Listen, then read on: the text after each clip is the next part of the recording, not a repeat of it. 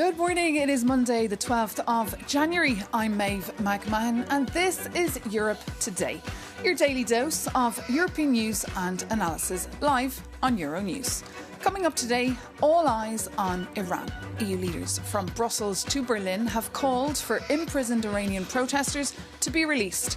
The country was plunged into blackout last Thursday after mass demonstrations spread due to dire economic conditions. Authorities have responded with internet shutdowns, arrests and lethal force that has brought about hundreds of deaths and arrests, according to human rights groups. For more on this, I'm joined here in the studio by Maria Tadeo, Euronews' EU editor. Good morning, Maria. Good morning. Tell us, what do we know so far and what has the EU reaction been? Well, yes, Maeve. What we know is that we've had protests now for 2 weeks, which originally started because of a currency crisis, a local currency plunging against the dollar. The protests extending into the weekend on the streets of Iran, but not just.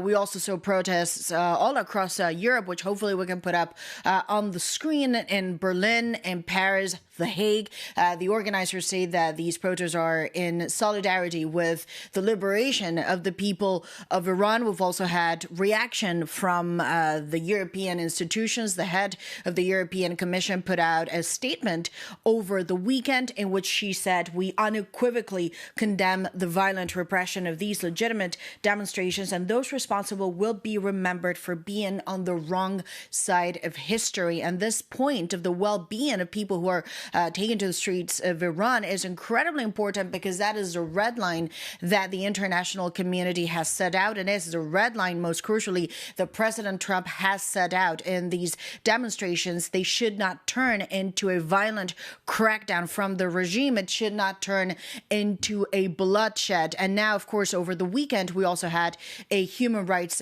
group from Iran based in the United States. They say they have now reason to believe that over the course of 2 weeks, 10,000 people have been arrested and almost 500 killed in violent confrontations. I should note, however, and this is also the case for Euronews, it has been very difficult to get footage out of the country. It has been very difficult to establish a connection because the phone lines are down, the internet is not working, and in some ways the country now really is a sort of black hole. Very difficult to establish connection from the people of Iran externally, but also for independent media to really get a sense of what's going on in the country and the scale of it, of course.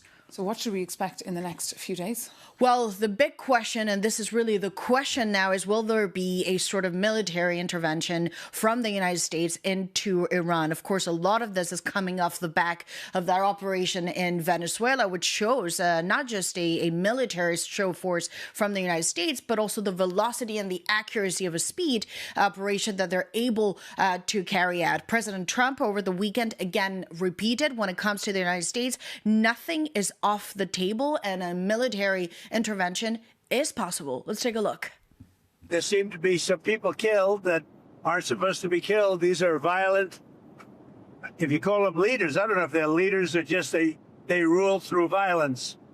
But we're looking at it very seriously. The military is looking at it, and we're looking at some very strong options. We'll make a determination. And that was, of course, President Trump. Very strong options. We know one of those options could be a military operation. The extent is still to be determined. There will be a debrief tomorrow from the U.S. Administration. And then, of course, the biggest question mark of all, it's not the first time the U.S. hits Iran. Remember, they did that on the nuclear facilities, 3 nuclear sites last summer in another very targeted operation. But the question that remains is, will the United States aim for regime change? And what is the definition of regime change? Because we saw in Venezuela, they just extracted the head of it, but the regime in Caracas is still fully in place. So the end game, really the final goal here, that is still the big question mark. And also, what's the response from the Iranian regime? What could that look like, and what could that be? Well, they've certainly said they would retaliate, haven't they, Maria Tadeo? Euronews' EU editor, thank you so much for all those details and for speaking to us here live in the studio. Well, beyond Iran, the EU, as you know, is juggling multiple crises, from Tehran to Kyiv, Caracas to the Arctic. There's uncertainty on every front. Our reporter Ida Sanchez takes a look at world events that could shift the world map as we know it. Hello 2026. Goodbye world order. 12 days into the new year and the world is already in disarray. Just look at the map. First, Venezuela with the unexpected capture of Nicolás Maduro. The former Venezuelan president is now in the US waiting for a trial. Delcy Rodriguez is now in charge without big changes with the blessing and close supervision of the US. What's next for the country? Nobody knows. From the Caribbean to the Arctic, Trump is now fixated on Greenland. Will he force his ally Denmark to sell the island? Will he invade it with the argument of national security? The frozen territory is rich in natural resources. President Trump wants the rare earths. Meanwhile, the world's eyes are on Iran, where the regime is facing a hard time. As citizens' protests grew, the regime ordered an internet and communications blackout. In Ukraine, a peace deal seems to be stalled, and Russia has tested its new hypersonic missile. The war is approaching its 5th year. And don't forget about Gaza. 2026, a brief escalation or a turning point for the international order? We will find out.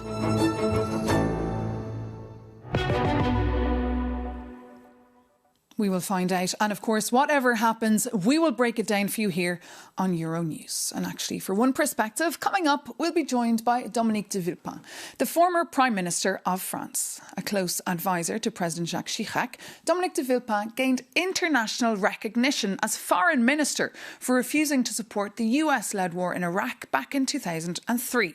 And last summer, he founded a new political party in France, La France Humaniste. So good morning, Monsieur de Villepin. Thank you so much for joining us from Paris live this morning. Great to have you with us. First, I want to talk to you about the EU-Mercosur trade deal. It got over the line on Friday despite the opposition from France. Do you think France will still block it when the European Parliament vote takes place? Well, I think there is a very strong consensus here in France of all the political parties to refuse such an agreement based on the idea that there is not enough reciprocity in this agreement. So it's not a position against any kind of trade agreement. It's because for some groups in our country, and mainly the farmers, we believe that the agreement has not reached the right point, and still we should have been negotiating in order to better the agreement. But French opposition actually forced Brussels to pull out all the stops to convince Italy. So the agri-sector has already gotten several concessions, like advance payments from the CAP in the next budget, and also reducing tariffs on imports of fertilisers. Is this not enough for France? Well, reciprocity means more because we see on the environmental side, we see on the health measures that we are still not yet able to protect our population and protect our farmers. So the consensus that we see politically is threatening the survival of the government. So it's a major issue, very symbolic of the kind of fight we want to deliver, and also an expression of what we do expect from Europe. And even if the agreement has been negotiated for 26 years, we can see very clearly that all the elements have not been integrated, and we did not find the right balance in a moment, and we must admit that, where the worries of many groups like farmers is at a peak. So again, this is something that has created a lot of disturbances, a lot of worries in the French population. And we can see that. We've seen that on the streets of France, even though the Commission would argue that the benefits for EU companies outweigh the risks for the French farmers. But I also want to talk about Iran. You've said that the EU must take their own initiative here rather than follow the US agenda. So what should Brussels be saying when it comes to Iran's future? What leverage do they have here? Well, what we see is a very severe crackdown on protesters. There is a changing position of the leadership in Iran, and we must find the right balance to not make things worse. And I think we are at a point where all around Iran, in every city, big cities, small cities, the protest is growing. This is a movement of the Iranian population against the mullah's regime.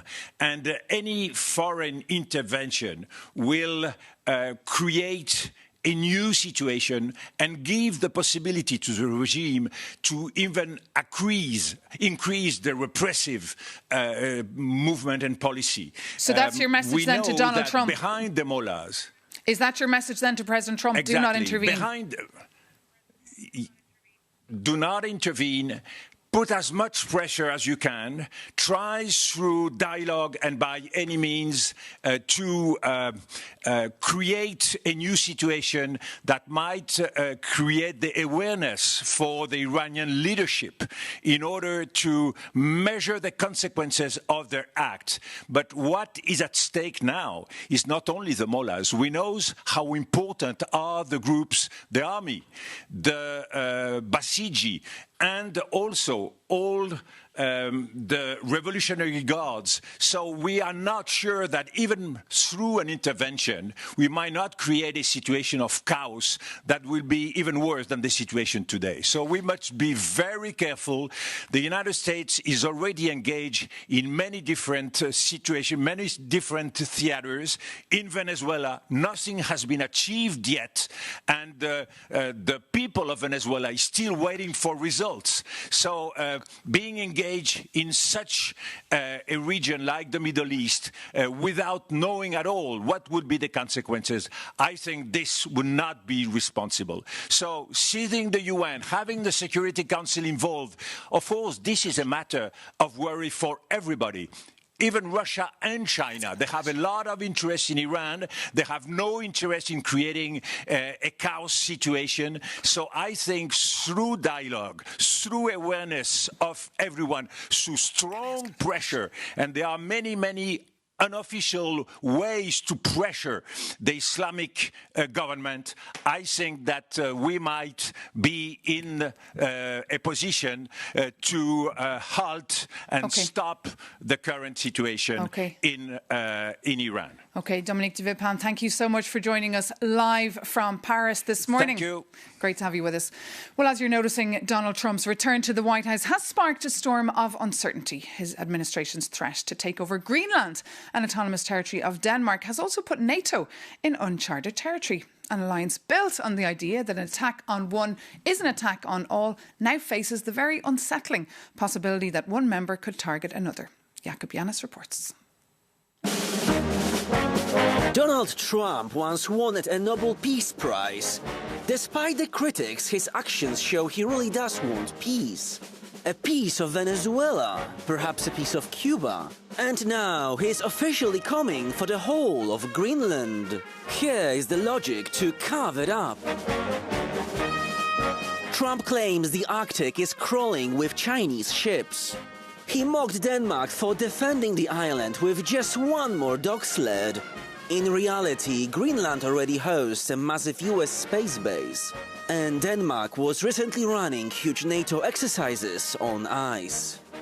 And that very ice is melting, which means new shipping routes and access to rare earth minerals, which is that stuff inside your smartphone. But we saw the blueprint in Venezuela. Washington doesn't just want security, they want the assets too. And the tactic? Trump's envoy Jeff Landry is currently ghosting Danish diplomats. Instead, he emails locals directly to bond over hunting and fishing. That's sweet, but don't be fooled. Fresh off the Caracas raid, the White House warns that using military force is always an option. And European leaders are furious. Chancellor Friedrich Merz says borders are not up for negotiation. But here is the uncomfortable truth. If the US can threaten to annex a loyal NATO ally, do we even need enemies? Well, that's it for this edition of Europe Today. We'll be back again tomorrow, so join us then. Thanks for watching.